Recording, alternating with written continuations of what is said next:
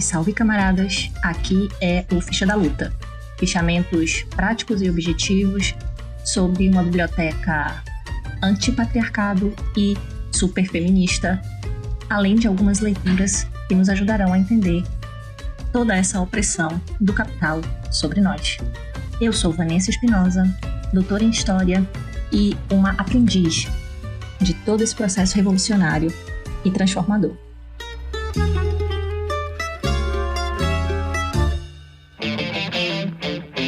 É logo cedo quando o medo vem pra me lembrar que é dia de trabalho. Nó na garganta, o galo canta e lá vou eu dançar. Atrás de quê? Salário. Eu penso na fuga, mas logo me afogo outra vez nesse meu calvário. Levanta, sacode a carcaça que a dança não pode parar. Trabalha, dando corda nessa estúpida engrenagem. Espreme, esgota a força que te põe de pé. Aniquilando o que é humano, o que é coragem. O que é de errado, o que será, o que é. Toda fachada esconde a mesma humilhação. Terra arrasada onde se arrasta a multidão. Vem que tá na hora, não enrola, não demora. Para não ficar de fora da fila do sacrifício.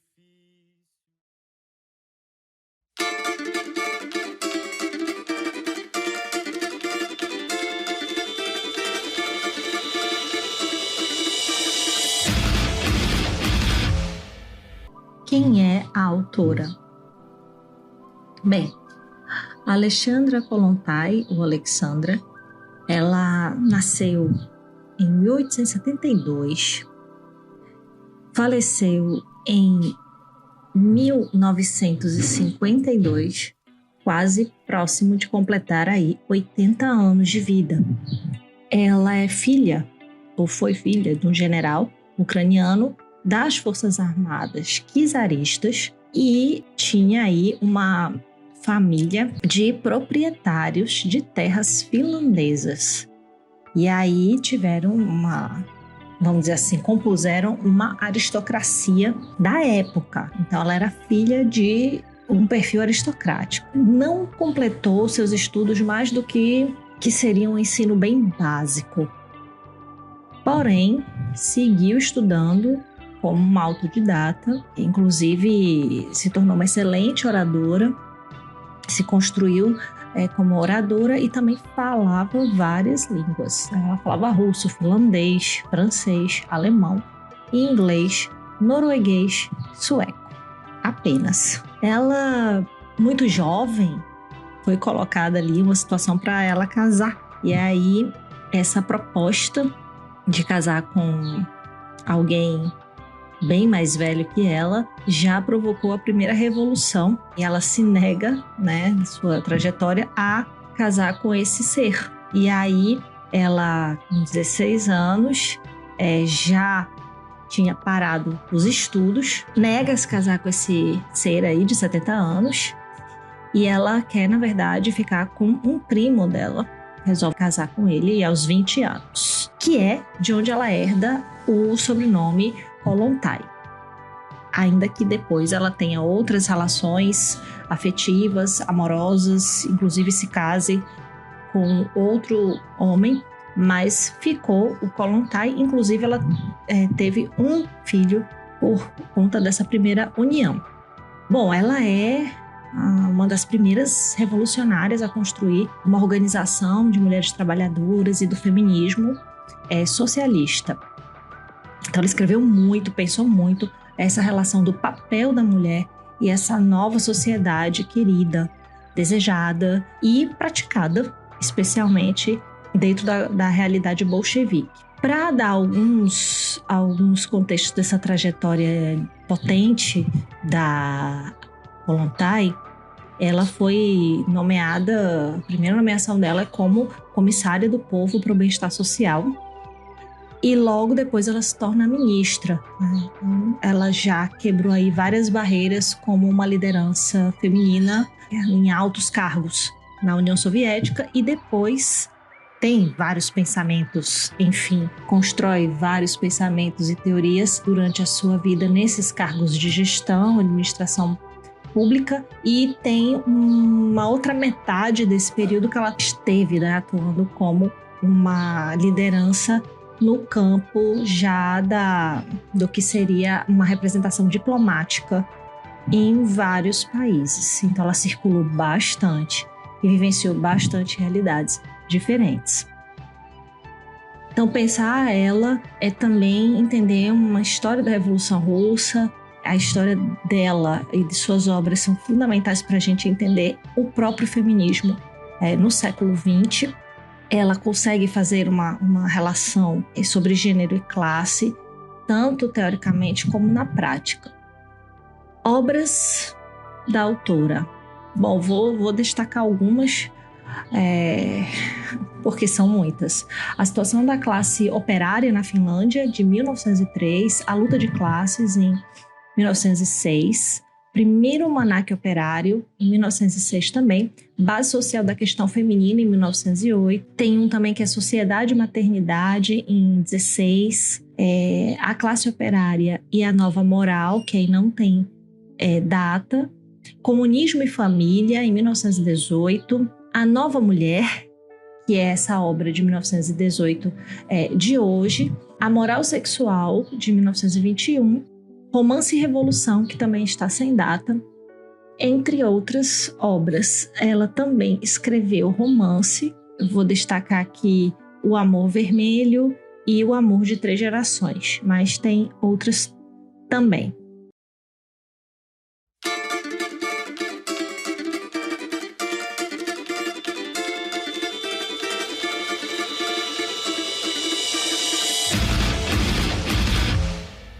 Então, a obra de hoje da Alexandra Kollontai é A Nova Mulher e a Moral Sexual. Dentro dessa obra da editora Expressão Popular, que já está aqui sinalizando ser a terceira edição, que é justamente agora de julho de 2021, apesar de já estar circulando há um bom tempo, essa obra da Kollontai, eu vou aqui trabalhar a primeira parte, que é justamente esse texto que leva o título da obra. Dentro dele tem uma segunda parte que se chama O Amor na Sociedade Comunista. E é uma carta à juventude operária, fala sobre o comportamento do homem e da mulher dentro dessa estrutura revolucionária e socialista que ela orientava como o futuro e como deveria ser. Bom, eu vou ficar com o primeiro texto, que é uma obra de 1918.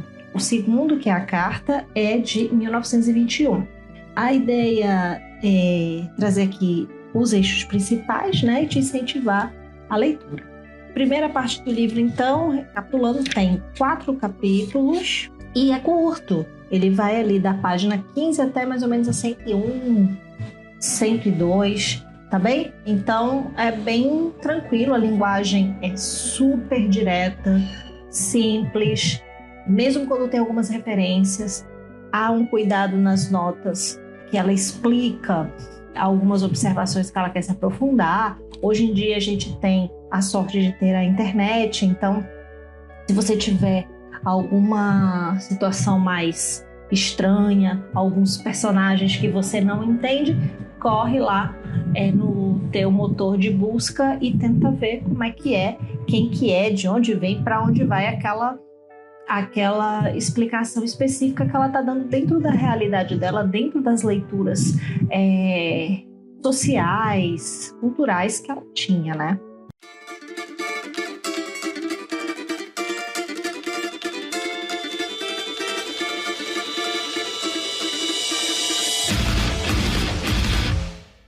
Então, chega de conversa e vamos para o fichamento dos capítulos. O capítulo 1 chama A Mulher Moderna. Quem são essas mulheres modernas? E ela dá o título no singular, mas ela joga no plural, o que é muito legal, porque durante a obra você vai vendo que ela reconhece esse perfil multifacetado das mulheres. Ela também chama de mulheres do novo tipo, fazendo uma divisão com as mulheres que ela chama de tipo antigo. E aí eu vou explicar um pouco para você sobre a ideia da mulher moderna ou dessas mulheres modernas, quais são as suas características. E dentro disso você vai começar a perceber quem é essa mulher do tipo antigo. As características aqui anotadas para depois você ler. O capítulo é bem curtinho, bem legal de se desenrolar. Elas são normalmente filhas do capitalismo. Elas só aparecem, essas mulheres, pelo aumento da força de trabalho feminino assalariado. Elas são, em maioria, em relação aos homens trabalhadores. E é dentro dessa conjuntura que a gente começa a perceber essa mulher novo tipo.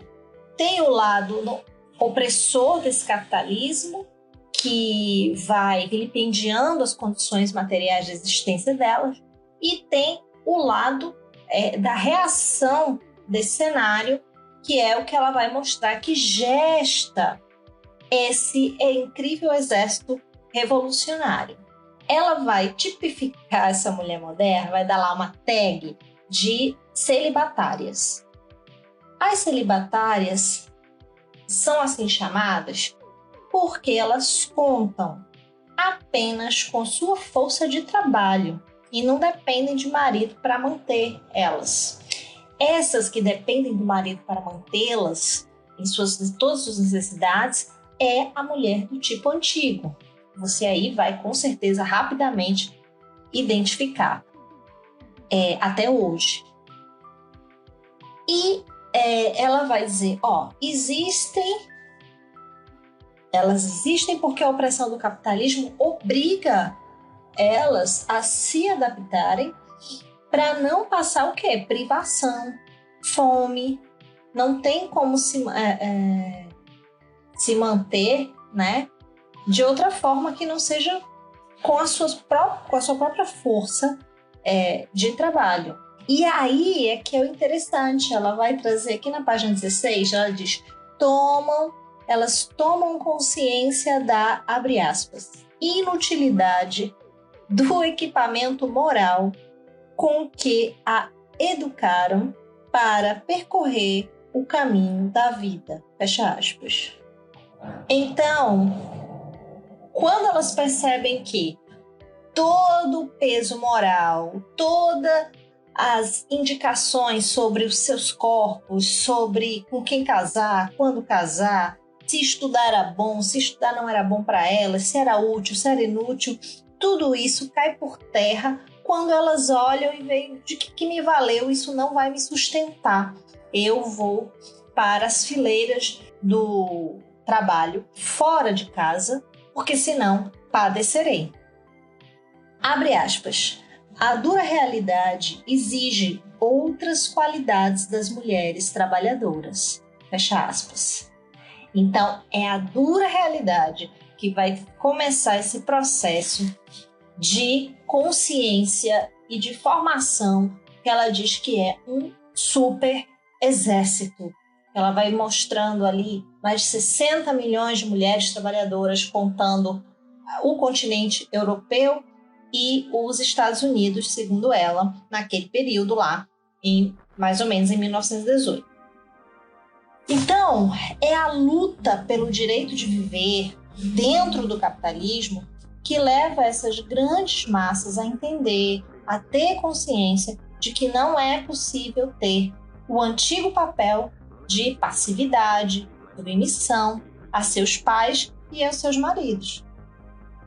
Então, há essa conversão em um exército que, segundo ela, abre aspas, que luta pelos seus próprios direitos e interesses da comunidade humana. Fecha aspas, está lá na página 19, um trecho, inclusive, maravilhoso.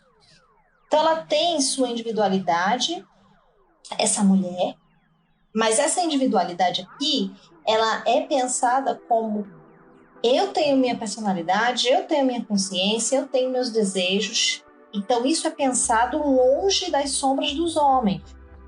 Mas a base, a essência, ela só se fortalece no coletivo.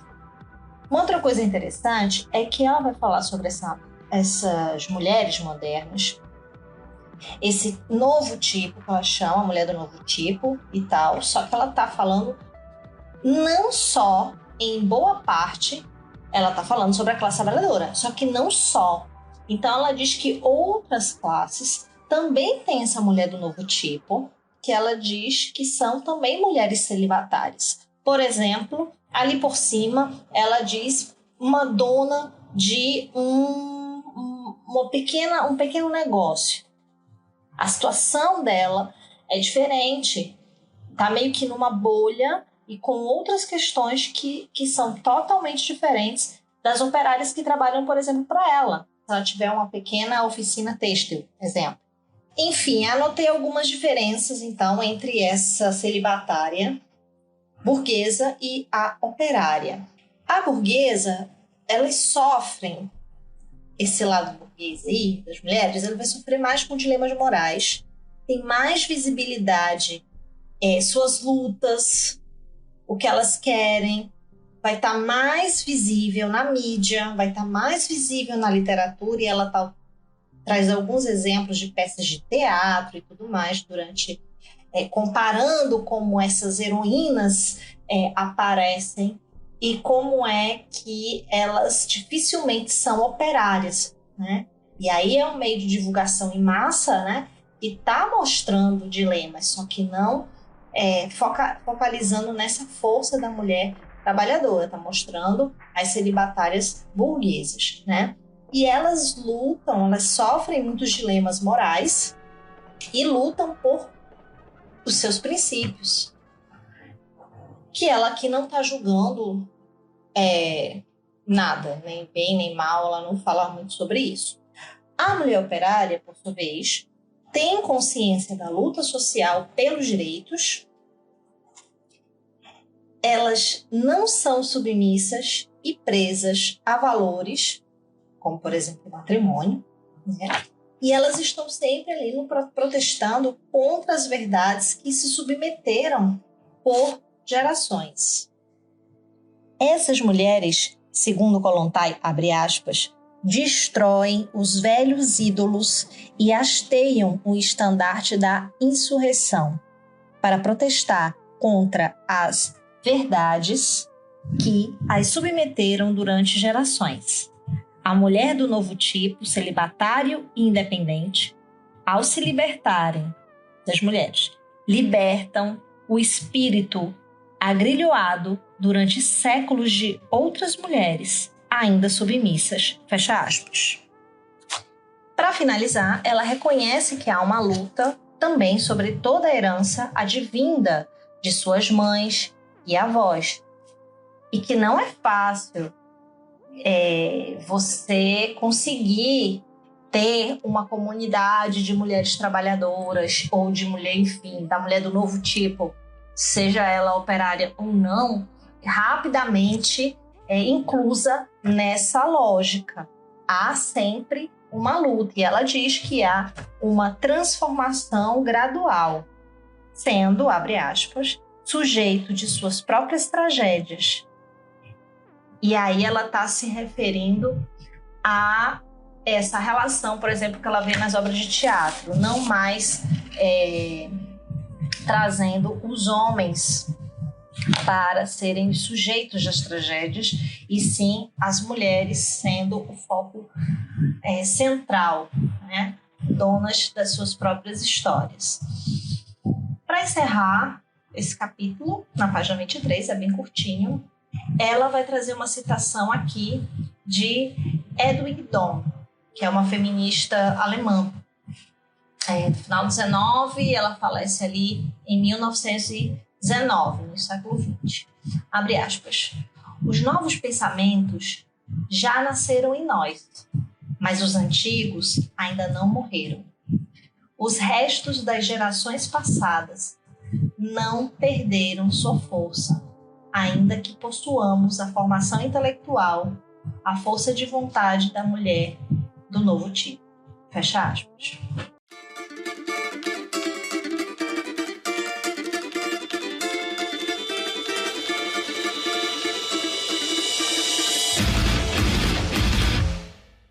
O capítulo 2 de Alexandra Kollontai é o amor e a nova moral, né? Ela começa, na verdade, o capítulo inteiro é um grande fichamento da obra de Grete Macy Hess. A Macy Hess, eu fui pesquisar sobre ela porque, enfim, né, a essência do capítulo e tudo mais. Foi uma feminista judia austríaca que escreveu sobre a libertação sexual das mulheres. Gente, ela faleceu em 1922. Isso da obra que ela vai fazer aqui, a análise, que se chama A Crise Sexual, é uma obra que foi publicada, pelo menos aqui as notícias que eu tenho, a publicação de 1907, em inglês, A Crise Sexual, uma crítica de nossa vida sexual. Uma obra gigante de 300 páginas por aí. E a versão em alemão em 1909. Ela publicou uns 9 livros, né? Então ela escrevia contos, ensaios, romances e tal, focados nisso. Então a Macy Hess, ela é a essência desse capítulo. E aí ela vai em defesa da obra e das ideias da companheira feminista, afirmando que ela atreveu-se a gritar à sociedade: o rei está nu. Ou seja, que a moral sexual contemporânea não passa de uma vã ficção. E aí, se tem uma ficção, a gente teria um mundo ideal. E o que seria essa relação aí do título, né? O amor e a nova moral.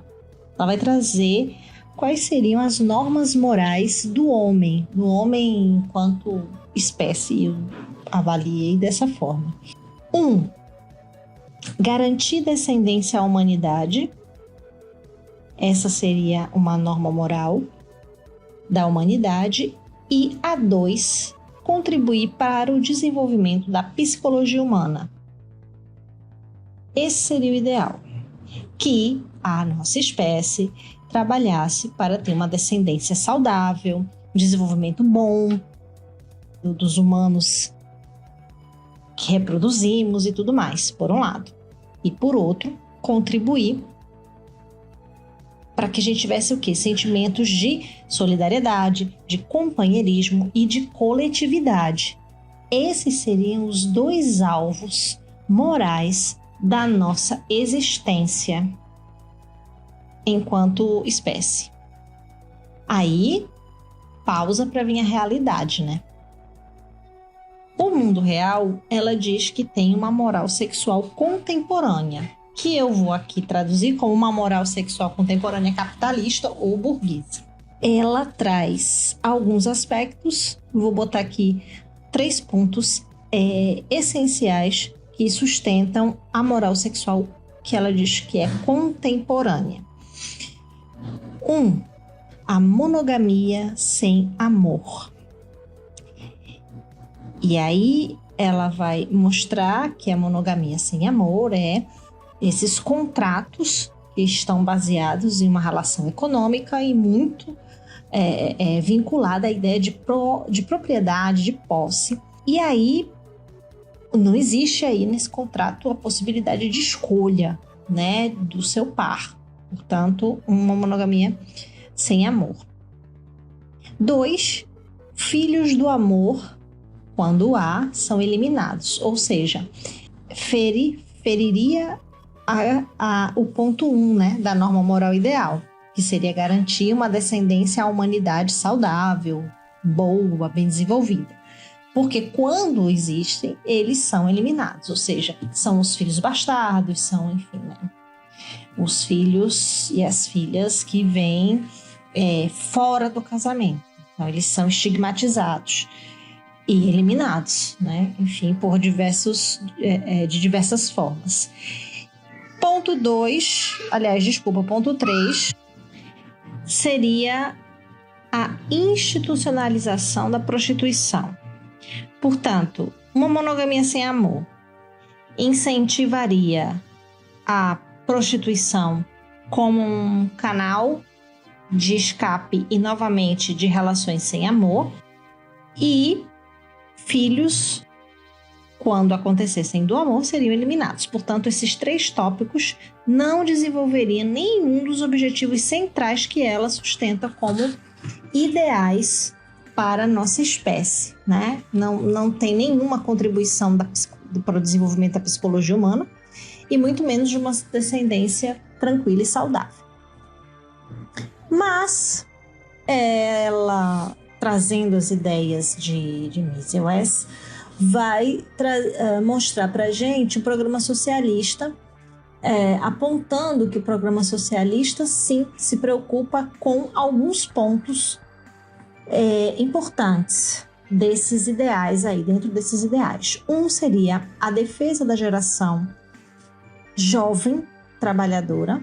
Outro ponto importante do programa socialista seria proteger a maternidade e proteger a infância, lutar contra a prostituição, e isso fica como 3 pontos bem claros dentro de um programa socialista.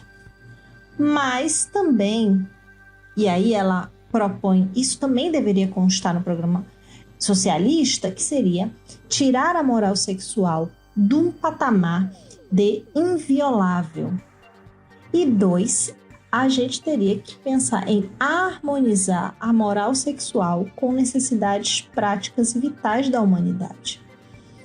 E aí, isso já vem para um terreno de metas a serem alcançadas, que naquele momento, aquela sociedade ainda não tinha chegado lá.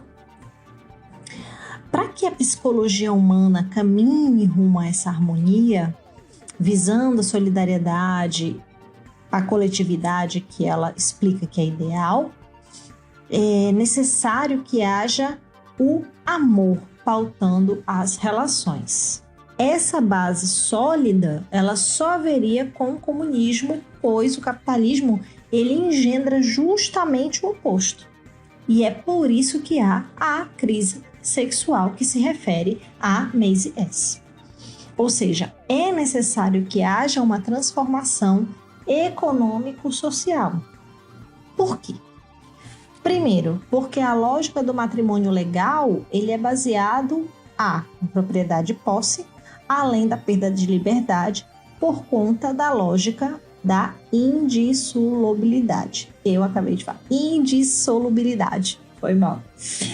Bem, o segundo ponto, por que é necessário que haja uma transformação econômico-social, ela diz que isso resulta no que Kollontai avalia como uma felicidade adquirida às custas da escravidão da mulher. Então, o primeiro ponto, retomando, é que a lógica do matrimônio legal é baseada na propriedade, na posse e na indissolubilidade. Segundo, que a ideia de felicidade vai estar relacionada a uma subjugação da mulher. Terceiro, porque ela sintetiza que a prostituição faz do que seria algo humano e natural vire uma troca financeira. Que ela até retrata isso como a ideia da compra de carícias, né? E aí, com isso, a prostituição ela também vem para extinguir a possibilidade de amor nos corações, né? E estimula os homens a terem muito menos empatia em relação às esposas, não vão se ocupar de suas necessidades fisiológicas e seria incapaz de captar seus múltiplos matrizes. Esse seria o primeiro ponto dos problemas.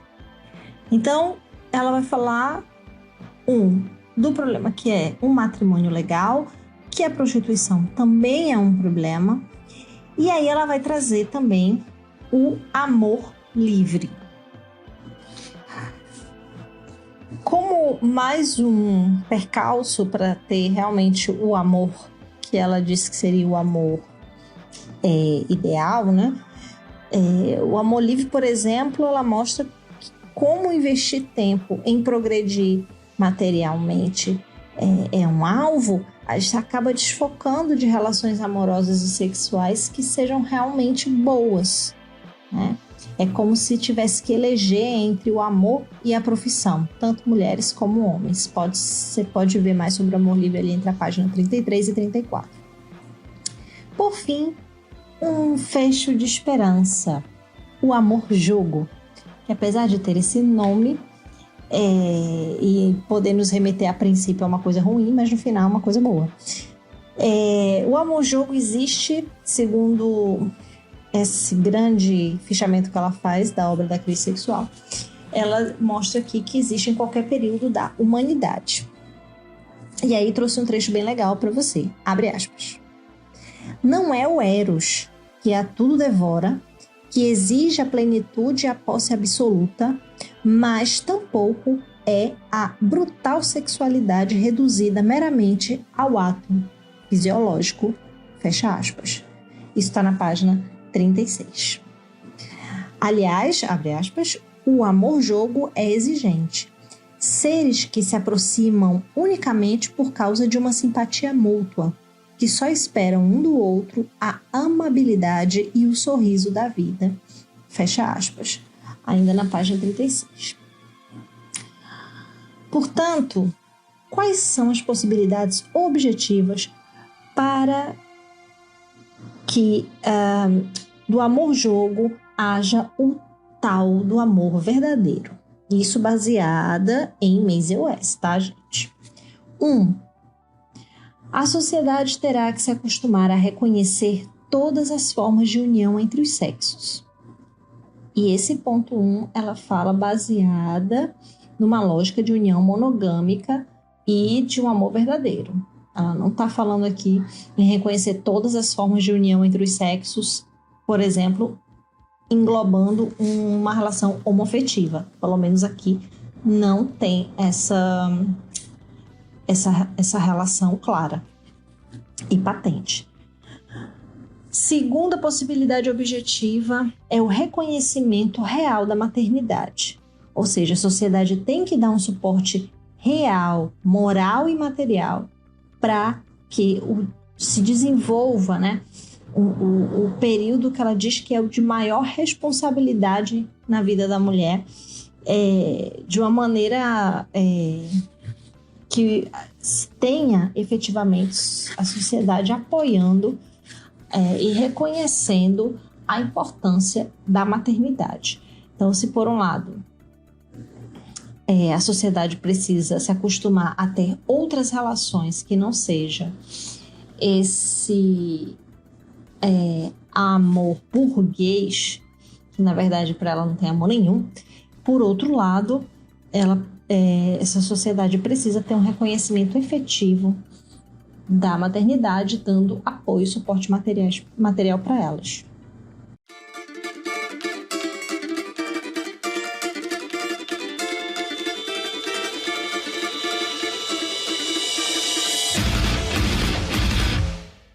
Capítulo 3, as relações entre os sexos, é um mega capítulo e merece a gente focar aqui nas ideias principais, ainda que a gente não vai dar conta de tudo, né? Mas a gente traz aqui a essência do fichamento. Para ela, a vida sexual é um problema, sim, da humanidade. E ainda sendo um problema da humanidade, o pessoal fica tornando isso algo privado, algo apartado das discussões essenciais daquela era, daquela sociedade, daquela cultura. E aí ela diz, tem duas soluções e nenhuma delas são imediatas. As duas soluções que aparecem por aqui são uma que vem da burguesia, que vem da lógica individualista burguesa, que é destruir o código moral sexual e ter vontade individual como centro. A solução 2 é a solução dos socialistas, que ela resume dizendo que só vai ter resolução esse problema da crise sexual se houver uma nova ordem social e economia. Aí ela chega e conclui: mas nós não vamos poder esperar pelo amanhã. Não tem como a gente conseguir fazer no amanhã, esperar tudo isso acontecer. E aí ela está falando, obviamente, da opção socialista, se a gente não se apoderar desse fio condutor da história. E aí, uma coisa bem interessante, claro que eu sou historiadora, acabo observando isso mais, é que ela vai trazer uma reflexão sobre a historicidade da crise sexual, de como essa questão com o sexo é um negócio problemático desde que ela tem conhecimento, vamos dizer assim, né? Então ela vai trazendo essa historicidade que é uma lógica europeia. Então, assim, só para dar aqui o contexto, né? Ela tá focada na galera do universo dela, ela tá focada no momento histórico lá, da realidade dela, né? No início do século passado. E vejam a mente dela como já estava funcionando. Então, ok. Dentro dessas limitações, ela vai mostrar que percebe que teve uma mudança, né, ali no Renascimento e tal, porque as uniões aristocráticas, elas foram perdendo a hegemonia e a lógica burguesa foi crescendo. Então, essa moral sexual que vai se colocando com essa nova burguesia, com essa classe social que está se consolidando, se baseia em quê? No oposto do que era o que ela chamou de Código Feudal. Pode checar lá na página 45 dessa obra que está lá. Nesse caso, essa nova burguesia vai emergir a pequena família burguesa. E uma outra observação interessante é que ela vai mostrando como se aquela velha dicotomia, né, da Idade Média, essa Idade Treva, um período menos iluminado, e depois vai se ampliando, como se fosse melhorando a partir do Renascimento as relações nesse sentido, sabe? Mas enfim, né? Detalhes que tem total justificativa dentro do tempo e espaço que ela está falando. Bom, e aí vem um ponto interessante. Ela vai buscando essa historicidade em várias páginas aí e chega num momento que ela também vai falar não só dessa aristocracia e dessa família pequena burguesa que vai se colocando ali como hegemônica, ou pelo menos como modelar, né? Tipo, ó, bacana mesmo é pai, mãe e filho. E aí ela diz que isso não está circunscrito, não está fechado só para quem é abastado. Os camponeses, ainda que ela diga que são mais apegados à tradição, ou seja, não vão cooptar, não vão topar esse perfil assim, né, de cara, mas ainda assim eles não são poupados de passar também por uma crise sexual. Isso depois, lá na frente, ela vai trazer para a classe operária. Então, ela vai mostrando que tanto essa camada abastada quanto a classe, que seria a burguesia, e as camadas dos trabalhadores e trabalhadoras, todos acabam pegando esse viés hegemônico que centraliza esse padrão moral de como deve ser a vida sexual, como devem ser as uniões entre as pessoas, e isso circula entre as classes. Ela está falando isso como uma constatação, mas ela tem muita esperança. Ela vê algo dominante da maioria, mas ela vê também já movimentos de uniões que ultrapassam esse movimento de pensar o matrimônio que não se pode corromper, né? Pelo menos assim, não se dissolve, né?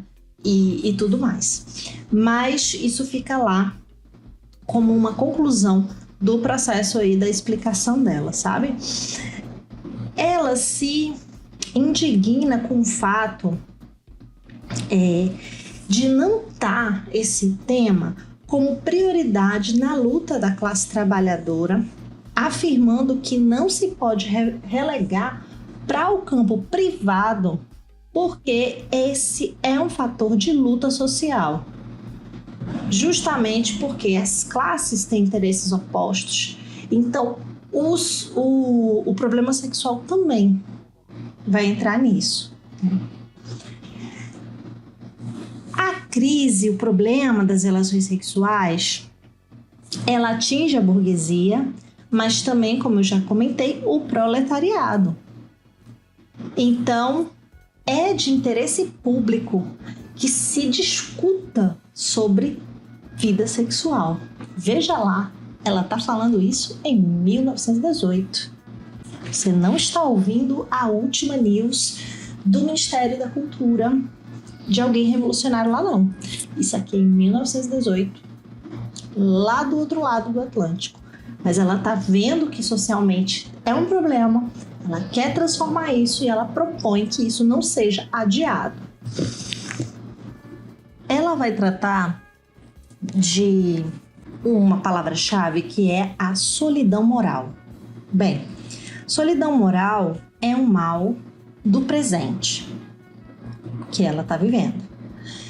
Uma possível solução seria sair do individualismo, que se expressa, por exemplo, em focar no sexo como uma demanda fisiológica, valorizar o que ela chama de um novo fator da solidariedade, que tem que focar que esse fator que cria a solidariedade, cria a relação da camaradagem. Essa relação ultrapassa o individualismo, que vai estar, por exemplo, eu tô aqui, vou curtir, o foco é o meu prazer, e aí isso também é um outro extremo que traz problemas, e ela vai dando aí exemplos de como a pessoa fica solitária, ela fica sem muito eixo quando ela entende que, eu vou aqui, minha relação sexual aqui, minha vida sexual está focada em uma necessidade fisiológica. Tô com vontade, vou lá e faço, e se acabou, e fico aqui no meu casulo de volta. Isso é um problema. Portanto, o verdadeiro amor que a alma humana busca teria que estar na essência das relações sexuais.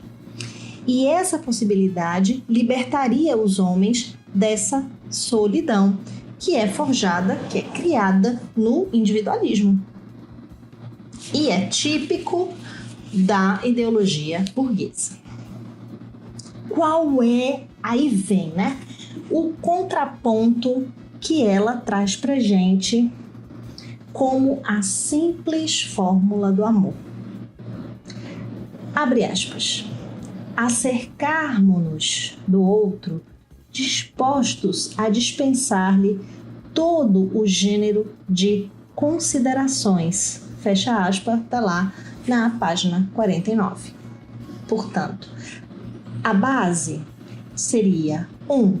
Liberdade absoluta. 2. Igualdade e solidariedade entre os companheiros. Ela vai tratar companheiros no sentido feminino e masculino. Segundo ponto, ainda que ela admita no capítulo que tem vários tipos de relações afetivas, amorosas, ela não vai dar nenhum tipo de sinalização, pelo menos eu, na minha leitura, não vi claramente em relação à homoafetividade. Então, todo o problema aqui, toda a discussão dela está focada realmente nessa relação homem-mulher.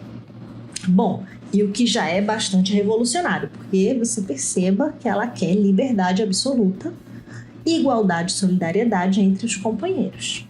Portanto, essa seria a essência, a fórmula desse amor que ela acha que é possível construir. Essa transformação das mentes precisa passar pela reorganização das relações econômicas sobre os fundamentos comunistas. Na mesma página 49 você vai achar lá.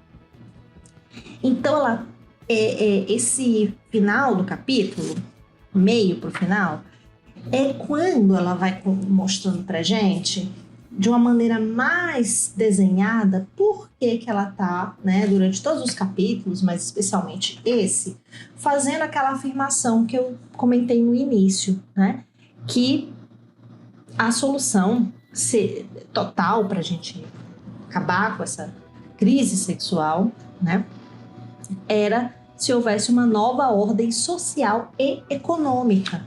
Ela não consegue dissociar, porque não tem como dissociar, as relações econômicas para que a gente consiga perceber esses pontos base do amor realmente libertário. Seria liberdade absoluta, igualdade e solidariedade entre os companheiros.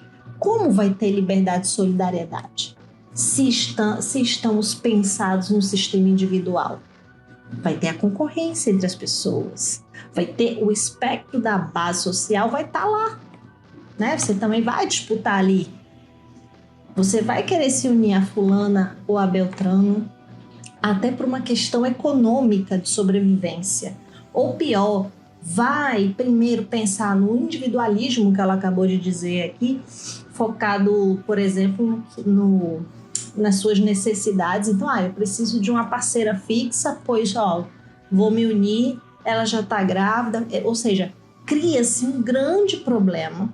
Eu estou falando isso numa estrutura ali cotidiana, tá, gente? É óbvio que a mudança tem que ser super da estrutura mesmo. Mas eu estou dando um exemplo bem cotidiano. Então, vejam quantas nuances num cenário de desigualdade, em que não se pensa também no outro, como ela disse, dispensar aí todo o gênero de considerações. Se você não tiver focado nisso, já era. Então, a estrutura capital, ela não te oportuniza chegar a esse amor. E menos ainda a ter uma união sexual bacana dentro dos quadros de liberdade e de respeito que ela dá a dica, né? Então, não adianta para ela, assim, ela é bem realista, não vai adiantar ter outras formas de união sexual, porque isso vai enfeitar. A essência do problema nunca vai ser resolvida. Portanto, a nova moral sexual, né, que ela propõe seria romper com as contradições advindas de uma tradição camponesa, que não deixa aquelas tradições que, segundo ela, tem esse ranço aí medieval, e pequeno-burguesas, e trazer princípios que correspondam ao momento, ao espírito da classe revolucionária em ascensão, que é o que ela está vivendo. Página 50, você poderá também ver isso. A base desse caos moral vigente são dois, além do individualismo. A ideia do direito de propriedade de um ser sobre o outro. 2. O preconceito secular da desigualdade entre os sexos em todas as esferas da vida. Pronto. Aqui ela matou a pau. Vejam lá, está ali no século passado, no início do século passado, e está dizendo algo que eu e você estamos vivendo ainda. Talvez ela tivesse uma visão realmente de muito otimismo, não sei, mas aqui a base do caos está no individualismo, na noção capitalista criada e liberal, claro, do direito de propriedade, que vai para essa vida íntima, entre aspas, essa vida sexual, e está no preconceito da desigualdade entre os sexos em todas as esferas da vida. Então, é um problema estrutural. Bom, e aí ela vai desenvolvendo argumentos sobre essas duas coisas. Ela vai dar vários exemplos, né, que são de situações que são socialmente reprovadas na sociedade burguesa, se for a mulher. Mas se for o homem, tá tudo bonitinho. Veja, você se identifica com alguma coisa? Você já ouviu falar numa situação dessa? Pois é. Então, ela escreve aqui, abre aspas, a sociedade burguesa não pode considerar a mulher independente da célula da família. É completamente impossível apreciá-la como personalidade fora do círculo estreito das virtudes e deveres familiares. Fecha aspas, página 53. Alguma novidade sobre o século XXI? Pois é. Então, essa coisa desregulada na forma moral de olhar as escolhas amorosas e sexuais foi inculcada por vários séculos e entranhou nas mentalidades de forma muito orgânica. Quando se avalia aos homens, não se lhes imputa sua vida sexual. Não é assim? Mas quando vai se avaliar uma mulher, sim, a vida sexual é importante. Então, esse é outro comentário que ela faz ali na página 54. Abre aspas. Para nós, a mulher só tem valor como um acessório do homem. Fecha aspas. E aí, o que isso significa? Que as mulheres seriam o quê? A projeção deles, que emanam a sua luz para dar sentido e lugar, forma à mulher. Então será sobre a nossa vida sexual que se poderá definir nossa personalidade. Bom, e aí ela dá ou volta a dar a base da transformação, né? Que a mudança só se realizará com a transformação do papel econômico da mulher na sociedade, com a entrada nas fileiras de trabalho, que é o que ela está vivendo ali. Ela está vivendo ali com as mulheres operárias e suas organizações. E já falei muito, porque, enfim, realmente é um capítulo longo. Ela reforça que o problema sexual só será resolvido com o princípio da camaradagem, que seria se apoderar do potencial do amor até que haja liberdade no matrimônio e na união livre de verdade. Até lá, estaremos com as mentes aprisionadas nessa lógica burguesa e o problema sexual não será resolvido. Depois disso, ela vai tratar de alguns outros assuntos, mas estão girando em torno dessa ideia. A diferença, então, para fechar é: solidariedade e liberdade é diferente de propriedade. Companheirismo é diferente de desigualdade e submissão. A moral sexual proletária não é, no fundo, mais do que uma superestrutura. Enquanto não se experimenta a total transformação da base econômica, não pode haver lugar para ela. Essa máxima, que ela discorda, porque ela acredita que é preciso começar a mudar essas relações, é o eixo finalizante que ela traz de reforço para mostrar que a moral sexual proletária tem muito potencial e ela é revolucionária e não vai dar para esperar mudar as estruturas para que essa demanda aconteça.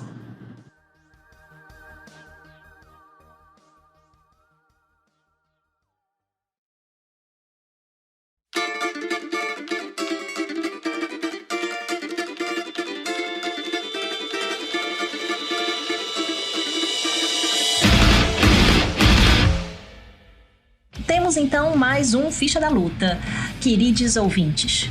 Para continuar a sua experiência com o nosso podcast, você pode me seguir nas redes sociais, @vanessaespinosa.frn e o Clio, @Clio História e Literatura. E se você gosta do meu conteúdo aqui, pense em financiar o Clio, temos uma solução. Catarse, o Pix e PicPay.